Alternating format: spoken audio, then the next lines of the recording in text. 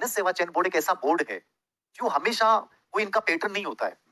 ये बहुत अलग लेवल का पेपर बनाते हैं और ये जो पेपर आए हैं वो सब बहुत इजी लेवल के पेपर थे। जीके ने कोई डिफरेंस नहीं किया। डिफरेंस किया राजस्थानी भाषा और साहित्य ने, जो नॉर्मली किसी को भी नहीं आ रहा था। अब जो किसी को नहीं आ रहा है वहां तुक्के नहीं लगाने थे।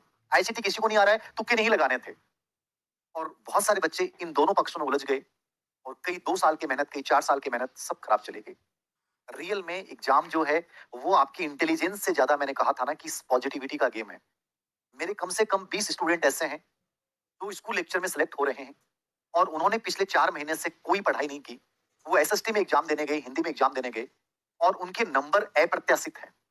आपको बिलीव नहीं होगा कि जिन बच्चों ने एसएसटी और हिंदी को बहुत गजब का पढ़ा, उन बच्चों ने 4 महीने में एक दिन किताब नहीं उठाई और वो चारों जो 20 के 20 बच्चे हैं वो बहुत अच्छे रैंक के साथ सिलेक्ट हो रहे हैं। आप मेरी बात का मतलब समझ पा रहे हैं?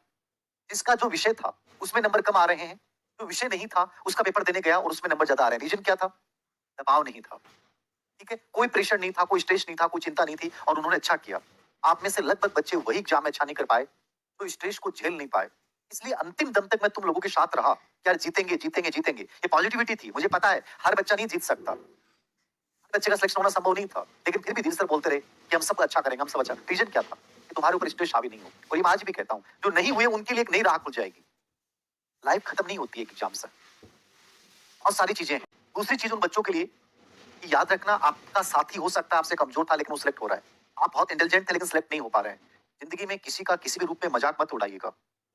मैं पहले भी आपको ये बात बोल रहा हूँ, किसी का मजाक मत उड़ाइएगा। और जिन बच्चे अच्छा नहीं कर पाए उन बच्चों को मैं कहूंगा, इस बात का प्रेशर मत पालना कि लोग आपके बारे में क्या सोचेंगे।